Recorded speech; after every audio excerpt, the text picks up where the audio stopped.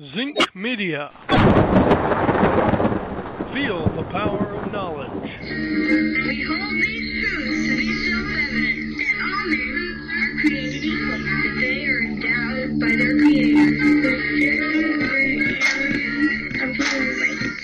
that among these are life, liberty, and the pursuit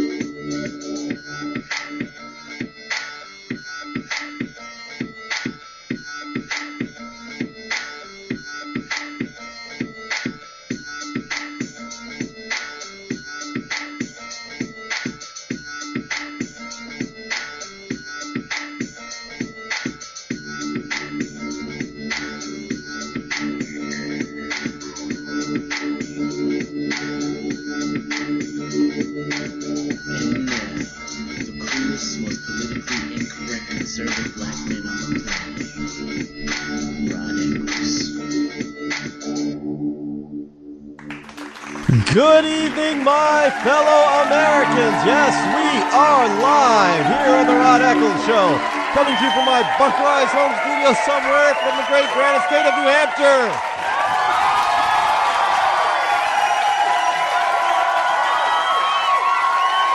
Yes, indeed. Yes, the state where the motto is still live free or die. It is not big government or bust.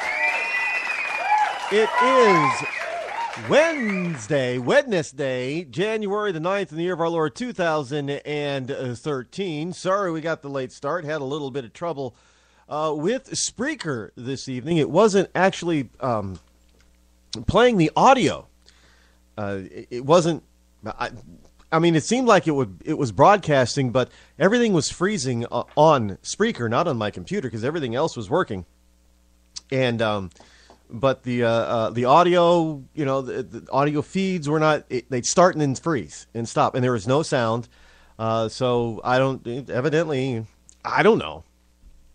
I kind of give up on that, trying to figure out all that stuff half the time now. So I just go with the flow. I try to do what I know how to do, and then wait is pretty much the thing that one can do, or at least I can do, when it comes to dealing with stuff like that. I can't. I'm not a computer guru, and if you followed the show for any length of time, you know that me and technology, we have this ongoing war, and occasionally I lose the battle, but I'm still not going to lose the war. Absolutely refuse to lose the war. But since we have a shortened show tonight, we got a lot to cover, so we will get right to it. We'll probably just have to do without my usual monologue for this evening, but that's okay. That's okay. We'll just have to get by. In any case, we'll speed it up. It'll be fast forward. Just a little. I love doing this show, and the feedback that I get from you people, from emails and from various sources and social media, including Pinterest, by the way. Pinterest is, I think I'm going to be a lot more active with Pinterest. If you don't have a Pinterest account, you might want to get one, because I think that Pinterest is, I have a Pinterest account. I've been learning how to use it and how to make it useful.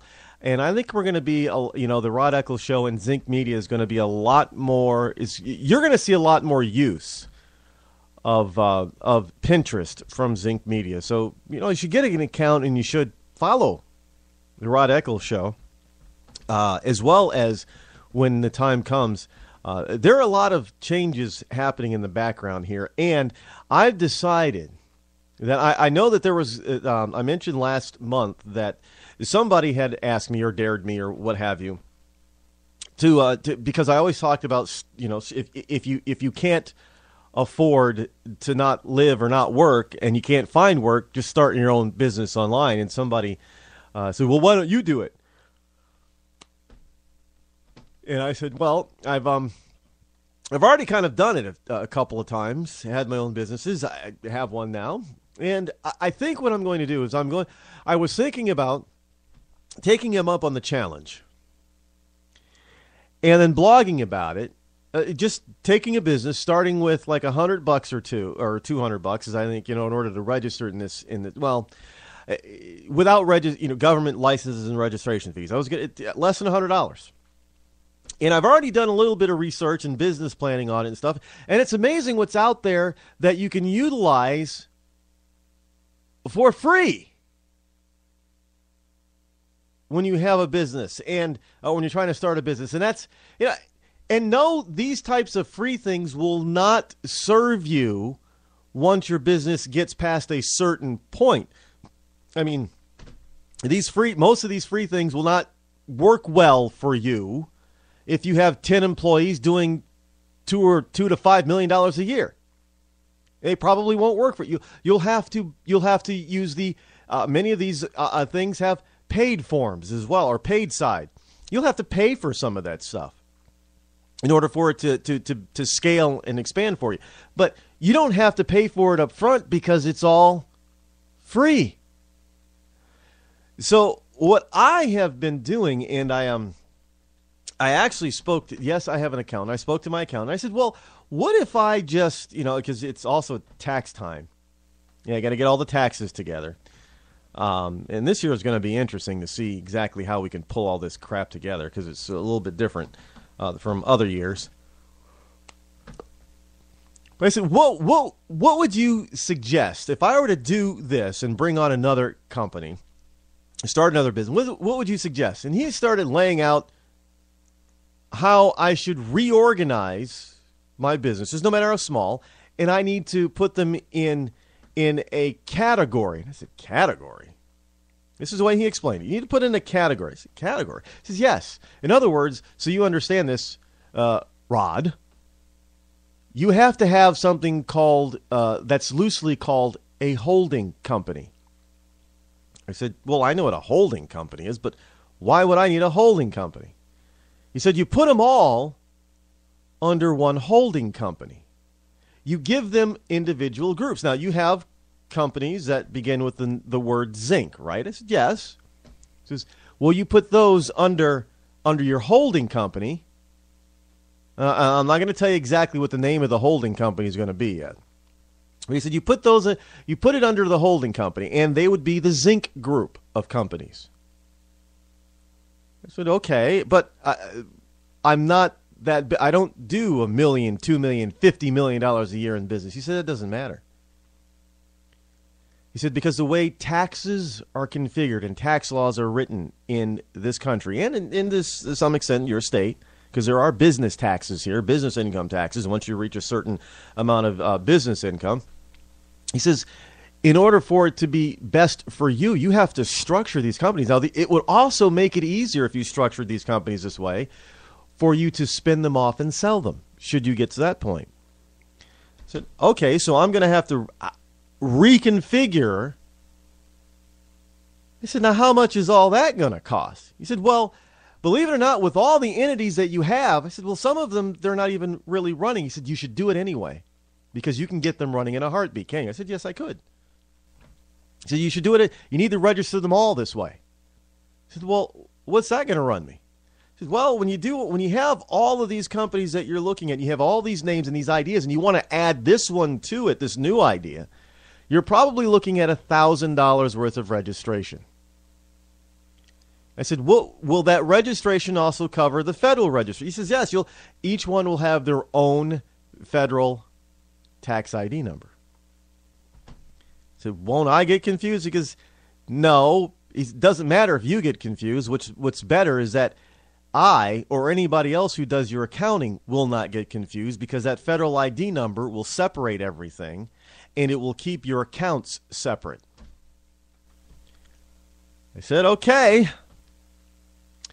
Let's do it. So what I decided to do is what I'm going to start a blog probably next month and let you follow me. So all you naysayers out there can see exactly what I'm doing. Now, I'm not going to give you all my little secrets and stuff, but I'm going to follow one of the companies, and probably the one I'm going to do the new one that I'll bring online. And I'll let you follow the whole thing. It'll be kind of like a blueprint that you would be able to follow should you wish to go the same route. And please understand, it will not be geared at giving you advice. It'll be explaining how I'm doing it, and I'll explain why and why it seems to work for me in my situations. And you can take it and do it. And those of you who are skeptics and can't think you can't do this, I guarantee you at the end of this year of 2013, I will have businesses up, and the new one will be up and running, and it'll be profitable. And if things go the way my accountant says it wants, I configure all this stuff, I'll have employees. Now, I don't want employees. I'd rather have, 1099 people, contractors. And he said, there are advantages to having both. Like, what kind of advantage is there to having an employee? Now, I've been an employee. I understand what an employer has to go through, especially with the Obamacare stuff coming into place. He said, no, don't worry. There's things you got to do in order to get around some of this stuff, so you don't lose. I know that's a big thing that's going to happen with people, so you don't lose money unnecessarily. He said you can't have a company that's run strictly on 1099. I mean, that's kind of like those the pyramid companies. That's like Amway and the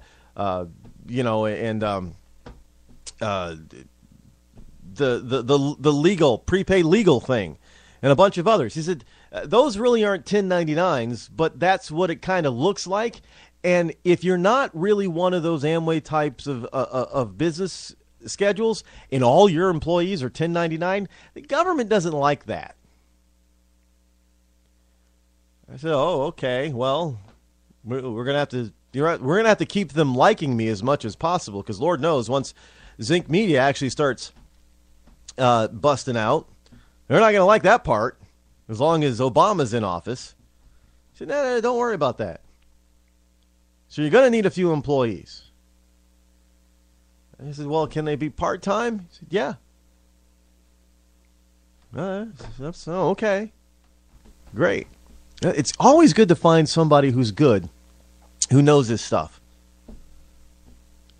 And you make sure that they explain things to you so that you understand it. It's explained in your terms, down at your level, at your understanding, so you're not confused by this crap. So you'll probably see that blog beginning next month in February, and you'll see exactly what I'm doing. Yeah, because I got a lot of things going on this year. I mean, 2013 is going to be a fantastic year for me. I really believe that. But 2012 was a very good year for me, even in spite of Obama being in office. So there you go. But speaking of Obama, gun control fan Terry McAuliffe, the Democratic gubernatorial candidate Terry McAuliffe is pushing for an assault weapons ban and a one-gun-a-month restriction in the Old Dominion state. But it doesn't mean that he's opposed to slinging lead. Why? Because this gun control nutjob fascist hypocrite is the state of Virginia's newest gun owner. Yes, the former Democratic Party chairman is one of Virginia's newest gun owners, the proud papa of a sleek Beretta over and under shotgun, the standard of excellence in the area's skeet ranges. But he's got a gun. Now, his campaign confirmed the purchase and even gave us a reason.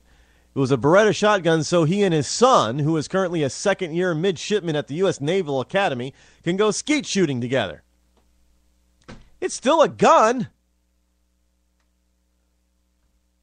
It's a deadly weapon.